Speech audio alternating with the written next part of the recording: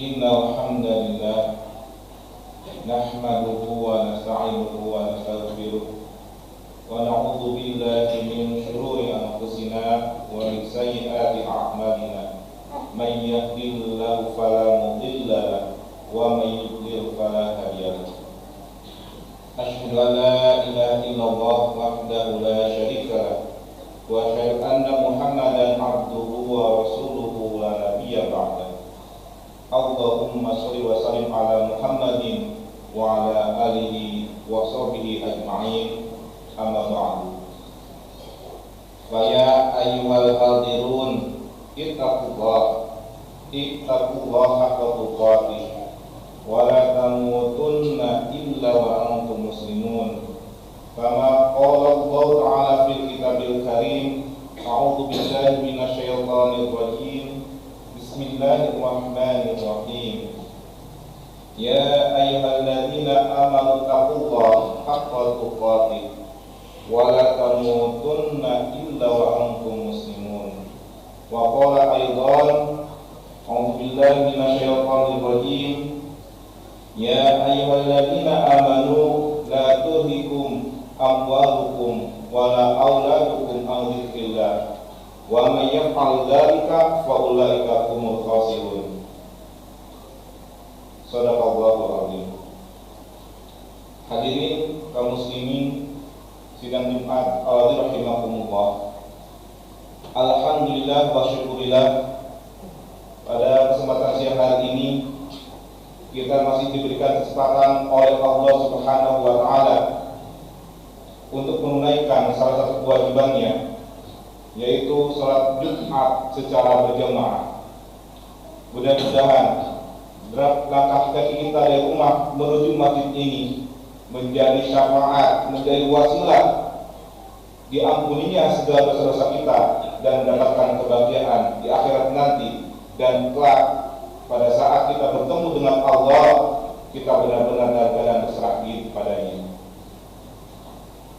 Salawat salam semua tercurah kepada Nabi kita Nabiullah Muhammad sallallahu alaihi wasallam, kepada keluarganya, kepada sahabatnya, serta kepada para pengikutnya yang senantiasa setia menjalankan dan mengamalkan segala sunnah-sunnah yang telah dicontohkan oleh beliau.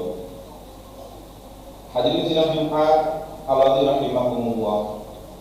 Pada kesempatan Jumat siang hari ini, khatib berwasiat khususnya kepada diri khatib sendiri dan umumnya kepada kaum muslimin sidang Jumat rahimakumullah untuk senantiasa meningkatkan kadar keimanan dan ketakwaan kepada Allah Subhanahu wa taala dengan senantiasa menjalankan semua perintah-perintahnya dan meninggalkan semua larangan-larangan yang telah Allah perintahkan dan Allah larang dalam kitab suci Al-Qur'an. Hadirin kaum muslimin sidang Jumat rahimakumullah. Pada kesempatan siang hari ini khatib ingin menyampaikan pesan yang Allah sampaikan dalam 3 ayat terakhir surat Al-Munafiqun, yaitu surat yang ke-63 ayat 9 sampai dengan ayat 11. Allah berfirman, a'udzubillahi minasyaitonir rajim. Bismillahirrahmanirrahim. Ya ayyuhalladzina amanu la tulhikum amwalukum wa la auladukum an dzikrillah. Wa may yaf'al dzalika fa ulaika humul khasirun. Allah berpesan dalam ayat tersebut kepada orang-orang yang merasa dirinya beriman kepada Allah Subhanahu wa taala, yaitu dengan kalimat yang sangat indah. Ya ayyuhalladzina amanu, hai orang-orang yang beriman, la tulhikum amwalukum wa la auladukum. Janganlah kalian lalai yang disebabkan oleh harta-harta kalian dan anak-anak kalian. Wa may yaf'al dzalika, maka barang siapa yang berbuat demikian, fa ulaika humul khasirun, maka mereka itu adalah orang-orang yang sangat rugi.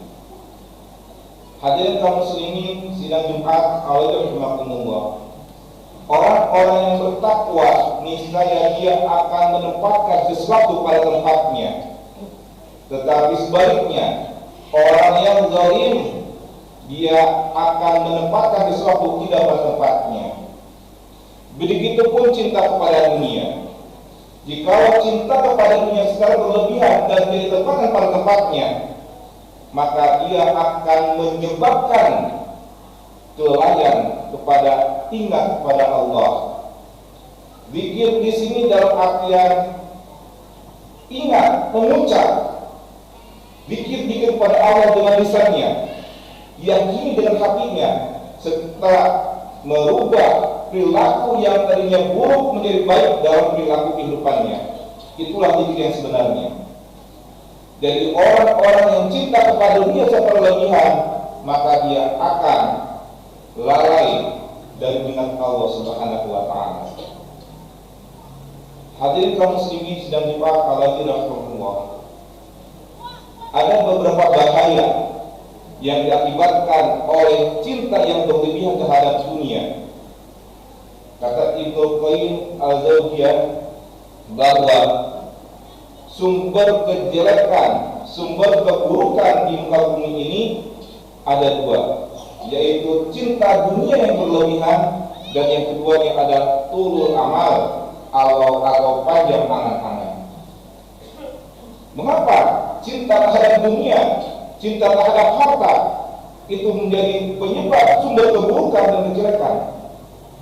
Bisa kita lihat, bisa kita dengar di media-media sosial, media-media elektronik, begitu banyak kasus yang disebabkan oleh perselisihan harta terjadi putus hubungan persaudaraan. Bahkan bukan hanya saudara, hubungan dengan orang tua pun bisa putus. Karena apa? Karena rebutan harta, karena rebutan dunia. Oleh karena itu, kalau kita mencintai secara berlebihan terhadap dunia ini, maka berarti kita sudah terjerumus ke dalam sumber kejelekan yang ada di muka bumi ini.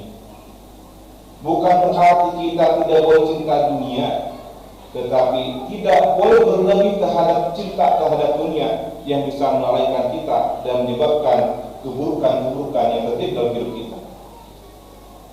Hadirin sedang nikmat rahimahumullah. Bahaya yang kedua yang disebabkan oleh cinta dunia yang terlalu berlebihan adalah menyebabkan kita lebih cinta kepada dunia ketimbang cinta kepada akhirat. Pada saat terjadi hal tersebut, maka dari bangun tidur sampai tidur kembali, yang diingat, yang dikejar adalah dunia. Walaupun dia melakukan ibadah, hanya mengumpulkan kewajiban saja, tidak memikirkan ibadah yang dilakukan sah atau tidak, diterima atau tidak oleh Allah Subhanahu wa ta'ala. Padahal yang namanya kehidupan akhirat itu khairu wa abqa, lebih baik dan lebih kekal ketimbang dengan kehidupan dunia. Tetapi kalau orang sudah gila terhadap dunia, sudah cinta berlebihan terhadap dunia, itu semua akan diabaikannya. Hadirin sidang Jumat rahimahumullah. Yang ketiga, bahaya terhadap orang-orang yang cinta terhadap dunia yang berlebihan, dia akan berani mengorbankan akidahnya demi kehidupan dunia, bisa berpindah akidah menjadi orang-orang kafir, bahkan dalam meraih dan mendapatkan kehidupan dunia supaya dia lebih baik di dunia ini, dia bisa menghalalkan segala cara untuk mendapatkannya.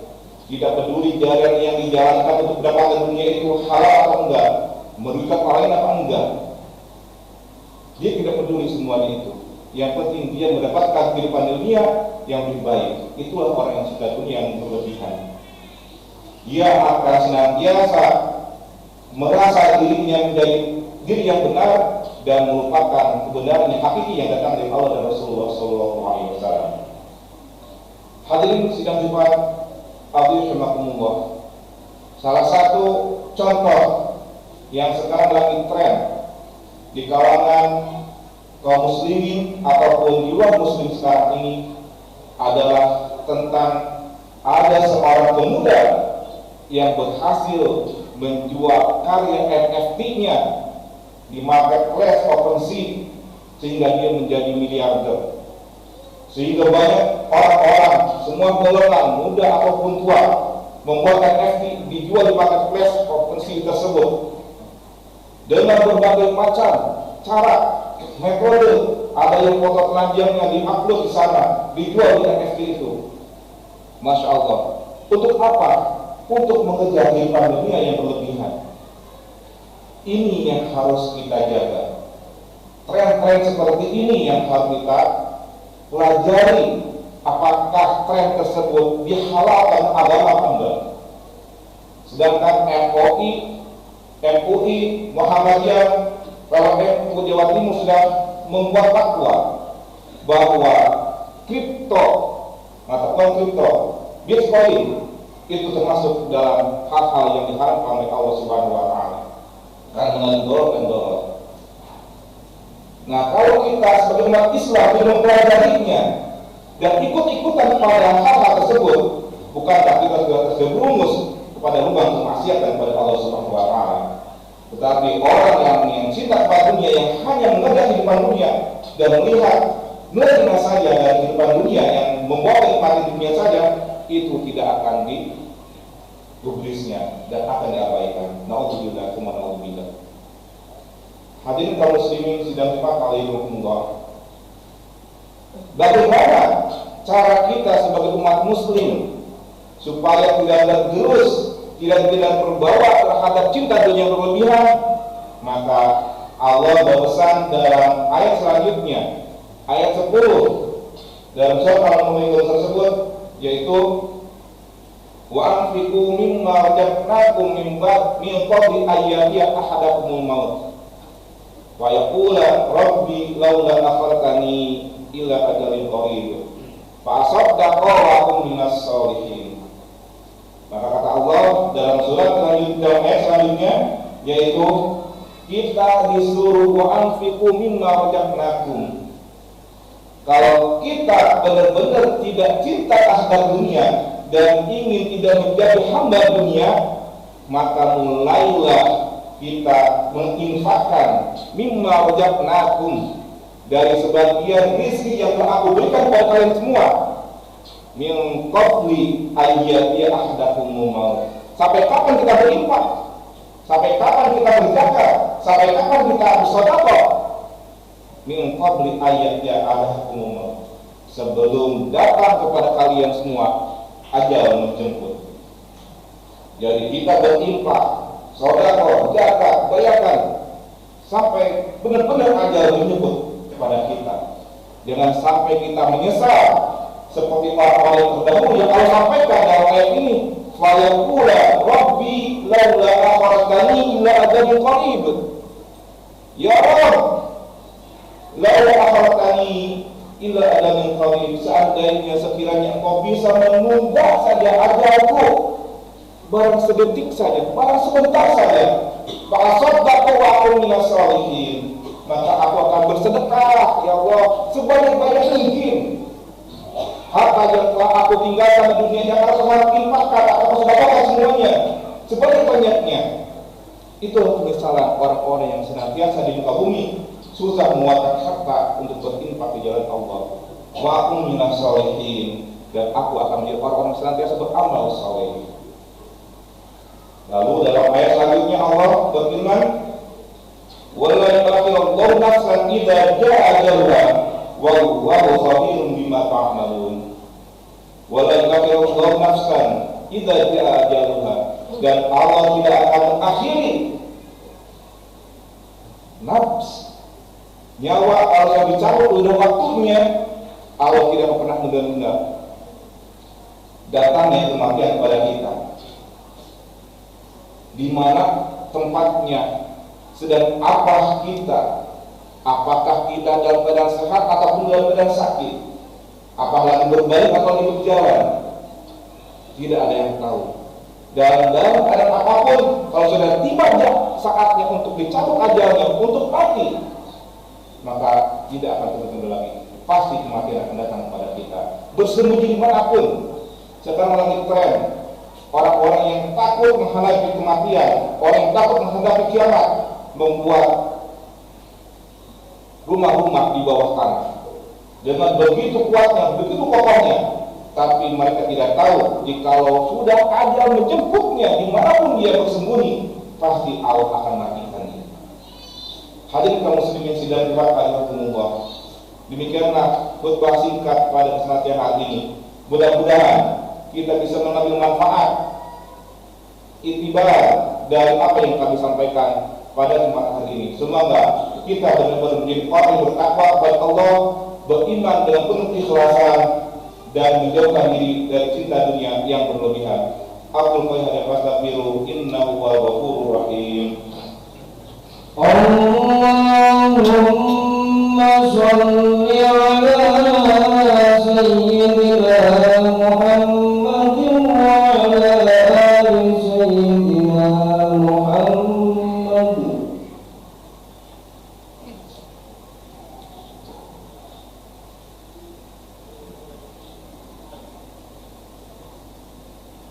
Alhamdulillahilladzi hadana li hadza wa ma kunna linahtadiya laula an hadana Allah.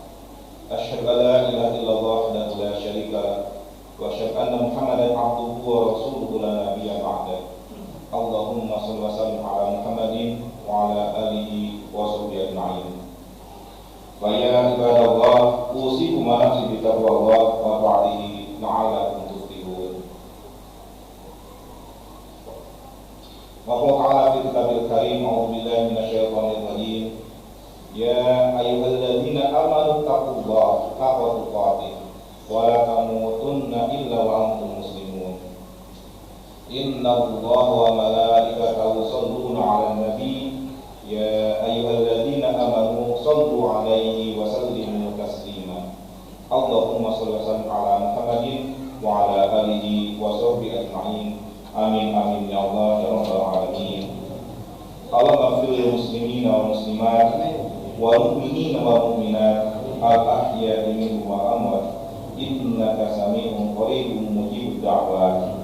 Allahumma ansurna fa innaka khairun nasirin waftah lana fa innaka khairul fatihin waghfir lana fa innaka khairul ghafirin warhamna fa innaka khairur rahimin warzuqna fa innaka khairur raziqin wahdina wa najjina minal qawmidh dhalimin wal kafirin.